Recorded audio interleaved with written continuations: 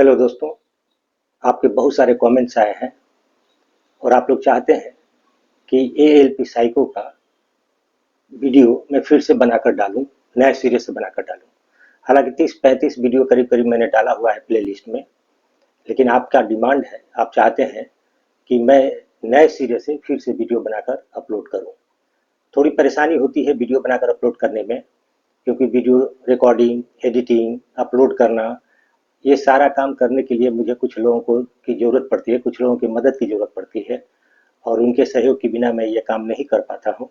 लेकिन मैं कोशिश करूँगा कि आपके फ्यूचर के लिए, आपके भविष्य के लिए और आपके साइको में बेहतर मार्क्स आएँ, इसके लिए मैं थोड़ा समय निकाल कर आपके लिए वीडियो बनाऊँ और उसे अपलोड भी करता रहूँ। आप लोग मुझसे जुड़े रहें, इसके लिए मैंने व्हाट्सएप कम्युनिटी में ग्रुप भी बनाया है और टेलीग्राम पर भी एएलपी साइको 2025 के नाम से मैंने ग्रुप बनाया है।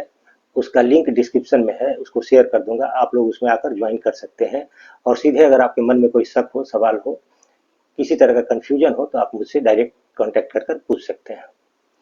देखिए, साइको जिसे आज के डेट में एप्टीट्यूड टेस्ट कहा जाता है, ये आरडीएसओ के द्वारा लिया जाता है। तो थोड़ी सी चर्चा हम आरडीएसओ का करेंगे, क्योंकि इसकी वेबसाइट पर बहुत सारी इंपॉर्टेंट बातें होती है जिसको आप लोग देखते नहीं हैं और साइको की तैयारी में उन सबसे आपको बहुत ज़्यादा मदद मिलेगी। तो मैं उस साइट को मैं उस साइट का बेहतर इस्तेमाल कैसे करें, आप अपने लिए, अपने भविष्य के लिए, इसके बारे में भी आपको जानकारी दूंगा। तो आइए आज का वीडियो शुरू करते हैं। आरडीएसओ के जन्म एवं साइको की कहानी। थोड़ा सा आरडीएसओ के बारे में बोल देते हैं, इसके पूरे साइट के बारे में हम आपको बाद में वीडियो बनाकर देंगे कि कैसे इस साइट का आप बेहतर लाभ उठा सकते हैं अधिक से अधिक। तो आरडीएसओ के जन्म के बारे में थोड़ी सी, और आरडीएसओ के जन्म के बारे में जब चर्चा करेंगे उसी से पता चलेगा कि साइको या एप्टीट्यूड टेस्ट का इंपॉर्टेंस क्या है और इसकी तैयारी कैसे की जानी चाहिए और इसके अंदर क्या क्या चीजें पूछी जाती हैं और कोई सवाल जो पूछा जाता है उसके पीछे आपकी किस मेंटल पावर या मानसिक क्षमता की जांच की जाती है, उसकी भी हम चर्चा करेंगे। उसे कैसे बढ़ाएं इसके बारे में भी हम आपको जानकारी देंगे। देखिए, रनिंग स्टाफ सुरक्षा श्रेणी के लिए मनोवैज्ञानिक योग्यता का परीक्षण, ये साइकोलॉजिकल या aptitude test for running staff safety category RDSO के द्वारा बनाया गया है। रनिंग स्टाफ मतलब जो ट्रेन के आवागमन से संबंधित जितने भी डिपार्टमेंट हैं, जो ट्रेन के गति या ट्रेन को चलाने से संबंधित है या उसे कंट्रोल करने से संबंधित है, जैसे स्टेशन मास्टर या मोटरमैन या लोको पायलट, इन सब के लिए ऐसे जॉब को बोलते हैं जॉब ऑफ सेफ्टी कैटेगरी, यानी सुरक्षा श्रेणी के जॉब, सुरक्षा श्रेणी के नौकरी। सुरक्षा श्रेणी कहने का मतलब हुआ, सेफ्टी कैटेगरी का जॉब का मतलब हुआ कि ऐसा जॉब, ऐसी नौकरी जिसमें आपके निर्णय के ऊपर, आपके एक डिसीजन के ऊपर लोगों की, बहुत सारे लोगों की जिंदगी निर्भर करती है। अगर आपने एक गलत डिसीजन लिया और बहुत सारे लोगों का जीवन खतरे में पड़ गया, या आपने बहुत सही डिसीजन लिया सही वक्त पर और बहुत सारे लोगों की जान आप बचा पाए और संपत्ति की हानि को रोक सके, कम कर सके, इसके लिए इस तरह के किसी भी जॉब को बोलते हैं जॉब ऑफ सेफ्टी कैटेगरी। और इसके लिए खास तरह की मानसिक स्थिति, एक खास तरह का मेंटल स्टेटस की जरूरत पड़ती है और वो आपके अंदर है कि नहीं, इसकी जांच की जाती है। हालांकि 90% लोग, 95% लोग इसमें क्वालिफाई करने की क्षमता रखते हैं, बहुत ज़्यादा डरने की जरूरत नहीं है। बट वो है क्या चीज़, थोड़ी सी उसकी जानकारी हो जाएगी तो आपको तैयारी करने में काफ़ी मदद मिलेगी। देखिए, भारतीय रेलवे ने रेलवे दुर्घटना समिति 1962 में एक कमेटी बनाई थी जिसे कुंजरू कमेटी के नाम से जाना जाता है। 1962 में के अनुशंसा के अनुसरण में रेलवे बोर्ड कार्यालय में एक इकाई स्थापित करके 1964 में मनोवैज्ञानिक प्रौद्योगिकी साइको टेक्नोलॉजी को अपनाया, एक डिपार्टमेंट बनाया रेलवे बोर्ड के अंतर्गत 1962 में, और इस इकाई को 1970 में आरडीएसओ को हस्तांतरित कर दिया गया और बाद में जब आरडीएसओ बना उसको ये डिपार्टमेंट हस्तांतरित कर दिया गया 1970 में, और 1990 में इसे पूर्ण निदेशालय का दर्जा दिया गया। यानी 62 से शुरू हुआ, कमिटी बनी, लेकिन पूर्ण दर्जा आज की स्थिति में जो आरडीएसओ है वो आपको 1990 में आया। आरडीएसओ का काम एक्चुअली क्या, काम तो बहुत सारे हैं, लेकिन हम यहाँ पर सिर्फ साइको डायरेक्टरेट या मनोवैज्ञानिक निदेशालय के रूप में इसका क्या क्या काम है, इसी की हम लोग चर्चा करेंगे। देखिए, बहुत सारे लेटर निकलते रहे हैं, डिपार्टमेंटल लेटर गवर्नमेंट के, गवर्नमेंट ऑफ इंडिया और रेलवे मिनिस्ट्री के लेटर्स निकलते रहे हैं, जिसके अनुसार चेंजेज होते रहे हैं।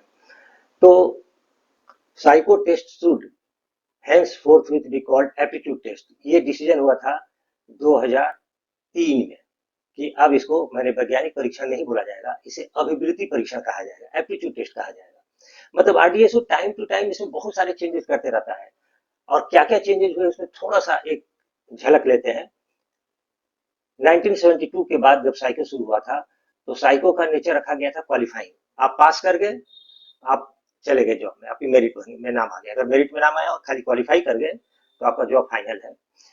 No multiple cut off, multiple cut off का मतलब हुआ 5 तरह के टेस्ट लिए जाते हैं, और इन 5 तरह के टेस्ट में हर टेस्ट में आपको क्वालिफाई करना पड़ता है, तो उसको बोलेंगे मल्टीपल कट ऑफ।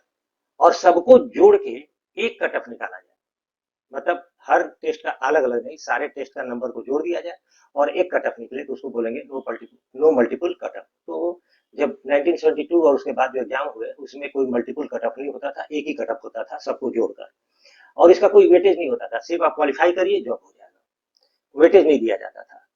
मेरिट में अगर आपका नाम है और आपने इसको जॉब को क्वालिफाई कर लिया, साइको को क्वालिफाई कर लिया, तो आपका जॉब फाइनल। फिर 72 के बाद 1991 92 में इसमें चेंजेस किए गए। क्या चेंजेस किए गए? नेचर क्वालिफाइंग ही था, मतलब पास होना जरूरी है। मल्टीपुल कट ऑफ कर दिया गया। मल्टीपुल कट ऑफ का मतलब हुआ कि हर सेक्शन में आपको कट ऑफ क्लियर करना है और उसके बाद ओवरऑल कट ऑफ क्लियर करना है, तो मल्टीपुल कट ऑफ हो गया ये।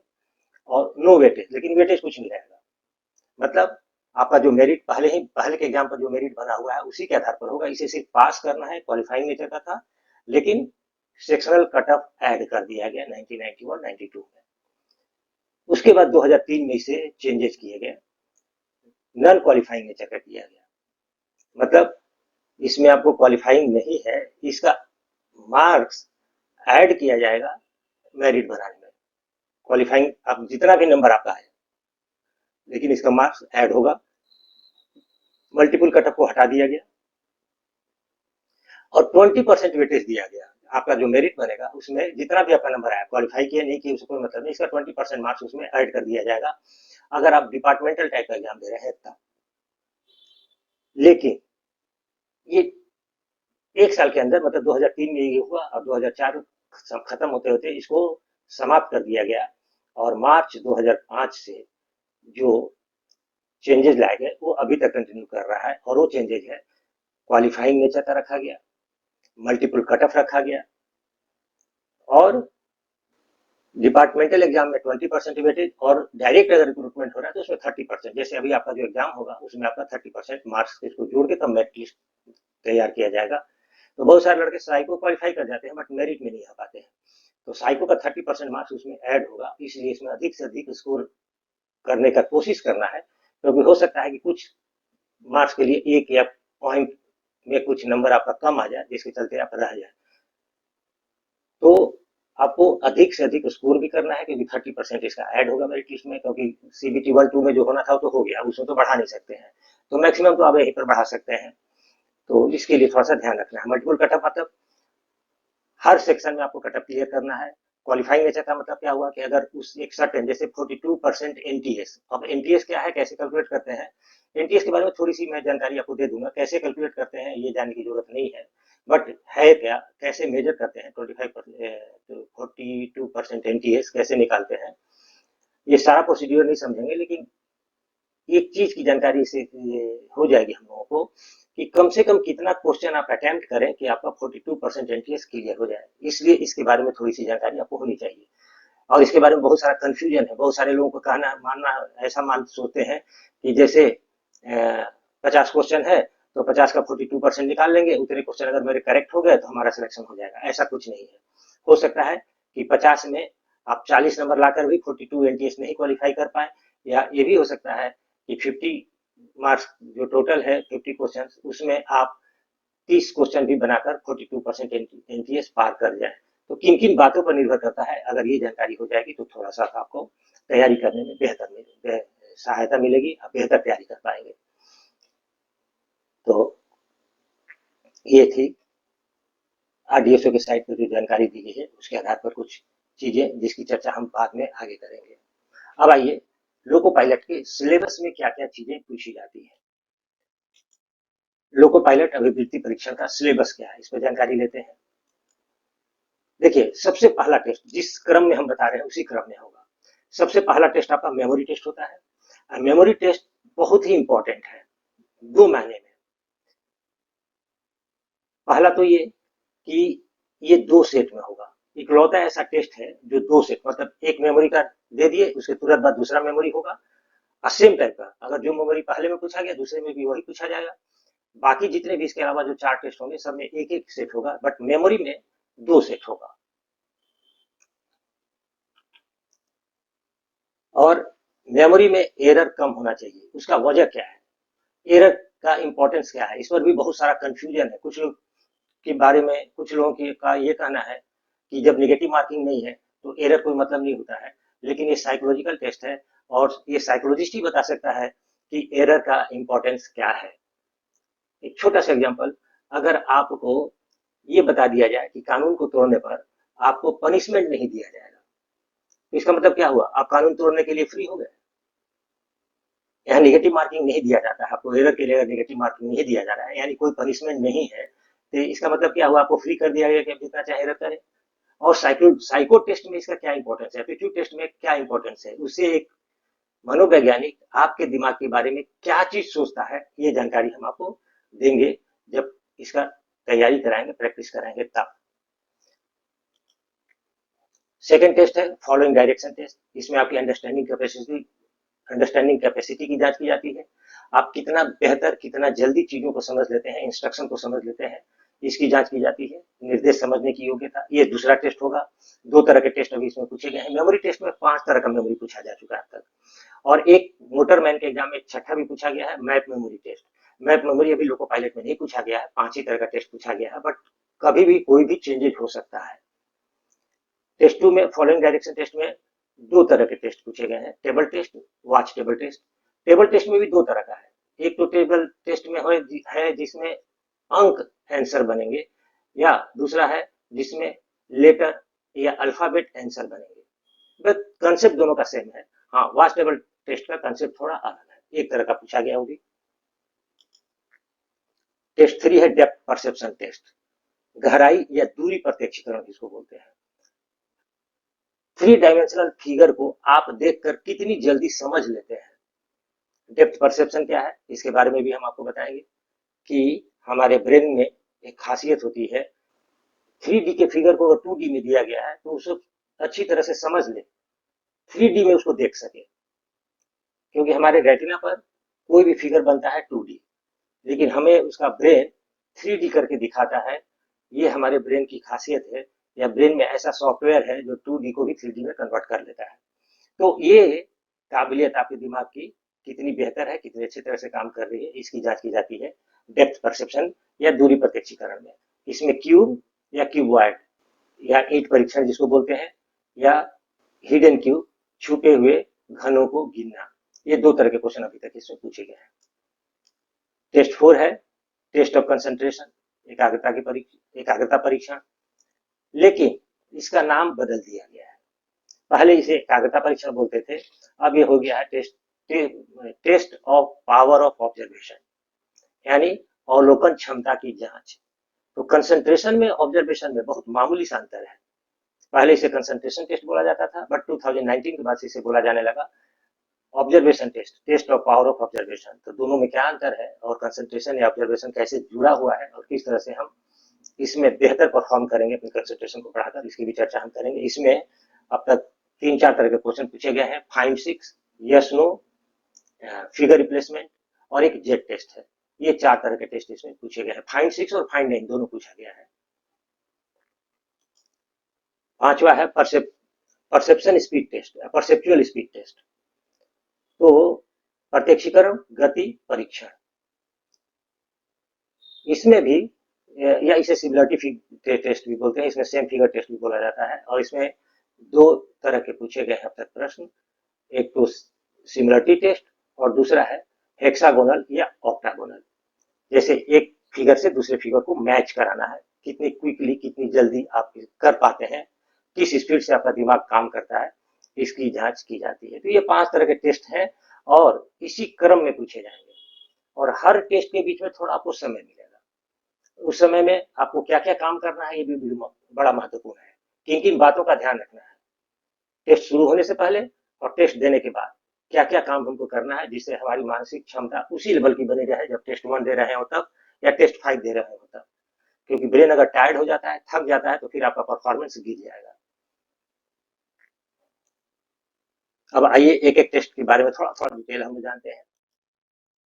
स्मृति परीक्षण या मेमोरी टेस्ट में अभी तक 2 जितने भी प्रश्न पूछे गए हैं, 5 तरह के प्रश्न, उसे हम 2 कैटेगरी में रख सकते हैं। अवलोकन पर आधारित, ऑब्जर्वेशन बेस्ड, और दूसरा है लिंक पर आधारित या एसोसिएशन बेस्ड, लिंक पर आधारित। तो अवलोकन पर आधारित जो पूछे गए हैं वो है चित्र स्मृति परीक्षण। चित्र स्मृति परीक्षण का मतलब क्या हुआ? एक्चुअली इसको 12 फिगर टेस्ट भी बोलते हैं, कहीं कहीं इसको मालदा पैटर्न भी लिखा बोला जाता है, क्योंकि मालदा बोर्ड में सबसे पहले ये क्वेश्चन पूछा गया था, तो उसी से कुछ लोगों ने इसे मालदा पैटर्न कहना शुरू कर दिया। 12 फिगर बोला जाता है क्योंकि इसमें 12 चित्रों को आपको याद करना होता है। तो चित्र स्मृति परीक्षण, चित्र को देखना है, उसे अपने दिमाग में रखना है, फिर ऑप्शन में दिया गया रहेगा कि कौन सा चित्र आपने देखा था, उसमें से सही चित्र का चुनाव करना होता है आपको। चित्र परीक्षण, 2 चित्र दिए रहेंगे पेयर में, जोड़े होंगे, और किस जोड़े के साथ किस टाइप का चित्र दिया हुआ था, ये आपको ऑप्शन में पूछा जाएगा। तो ये दोनों ऑब्जर्वेशन पर आधारित है। चित्रों को बड़ी गौर से देखना होता है, अवलोकन करना होता है, उनकी विशेषता को पकड़नी होती है। और जैसा मैंने पहले बताया, नक्शा स्मृति टेस्ट या मेमोरी टेस्ट ये नया है, जो अभी तक एलपी में पूछा नहीं गया है। मोटरमैन के एग्जाम वगैरह में पूछा जाता है मैप मेमोरी टेस्ट, लेकिन अभी इसमें लोको पायलट के एग्जाम में कभी पूछा नहीं गया है। लिंक पर आधारित मतलब 2 चीजों को कनेक्ट करके याद करना, एसोसिएट करके याद करना। इसमें चित्र और अंक, चित्रों को अंकों के साथ जोड़कर याद करना है। इमारत, घर स्मृति परीक्षण, इसे हाउस मेमोरी भी बोलते हैं। और ट्रैक मेमोरी, ट्रैक स्मृति परीक्षण, ये 3 तरह के टेस्ट अभी तक इसमें पूछे गए हैं। इंग्लिश में मेमोरी टेस्ट का syllabus observation based, association based. Observation based पर हो गया मेमोरी ऑफ ऑब्जेक्ट टेस्ट या 12 figure memory, picture memory test, map memory test. और एसोसिएशन बेस्ड में हो गया picture number association test, house memory test और ट्रैक मेमोरी टेस्ट। ये सारे सिलेबस हो गए मेमोरी के। हाँ, निर्देश समझने की योग्यता, फॉलोइंग डायरेक्शन टेस्ट, इसमें अभी तक जो पूछा गया है पंक्ति स्तंभ तालिका परीक्षण या row and column table test, row and column table test, और घड़ी तालिका या वॉच टेबल टेस्ट। इसमें पंक्ति स्तंभ में अब तक जो पूछा गया है अक्षर पर आधारित प्रश्न या अंक पर आधारित, दोनों पूछे गए हैं। एक में आंसर आपका लेटर बनेगा, दूसरे में आंसर आपका नंबर बनेगा। इसमें कोई खास अंतर नहीं है कंसेप्ट में। बट घड़ी तालिका में आपसे एक ही तरह का क्वेश्चन अभी तक पूछा गया है और वो है अंक पर आधारित। अक्षर पर आधारित नहीं पूछे गए हैं, लेकिन चेंजेस हो सकता है, उसके लिए आपको तैयार रहना है।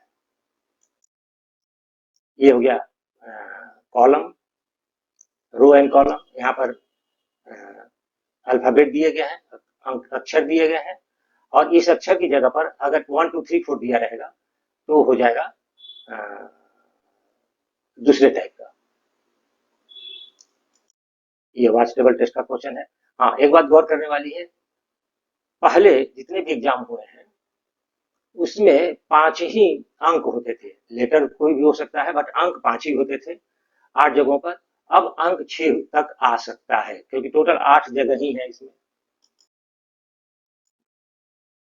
दूरी प्रत्यक्षीकरण, डेप्थ परसेप्शन या गहराई प्रत्यक्षीकरण, इसे ब्रीफ टेस्ट कहते हैं। एक सैंपल है क्वेश्चन का। छुपे हुए घनों को गिनना, इसमें हिडन क्यूब टेस्ट बोलेंगे, हिडन क्यूब पर आधारित क्वेश्चन। ये हो गया आपके टेस्ट 3, डेप्थ परसेप्शन या गहराई प्रत्यक्षीकरण परीक्षण। अब आपके पास अवलोकन क्षमता परीक्षण, जैसे मैंने पहले कहा था कि टेस्ट कंसंट्रेशन को अब चेंज करके कर दिया गया है test of power of observation. ये टेस्ट 4 होगा, और इसमें अब तक जो पूछा गया है यस नो, इसमें 2 ही ऑप्शन होता है, यस और नो। अगर दोनों तरफ के अंक एक समान है तो आंसर होगा यस, और दोनों ही अंकों में अंतर है तो आंसर हो जाएगा नो।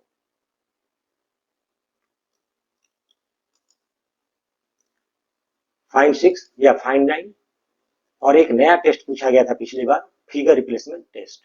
तो ये 4 तरह के टेस्ट अभी तक इसमें पूछे गए हैं, और ये ऑब्जर्वेशन का टेस्ट है, इसमें समय बहुत कम मिलेगा आपको, स्पीड बहुत ज्यादा रखना पड़ेगा। स्पीड कैसे बढ़ाएंगे, स्पीड बढ़ाने के लिए क्या क्या करेंगे, इन सब पर हम चर्चा करेंगे, क्योंकि इसमें 4 या 5 मिनट में आपको 96 क्वेश्चन सॉल्व करना पड़ सकता है। तो 96 तक तो जाने की जरूरत नहीं है, आप 80 भी कर देंगे, 75 भी कर लेंगे तो आपका सिलेक्शन हो जाएगा। बट हेक्सागोनल अगर ऑक्टागोनल है तो उस मामले में मतलब मिनिमम कटअप क्या है, ये हर क्वेश्चन पे बदलते रहेगा, चेंज होते रहेगा।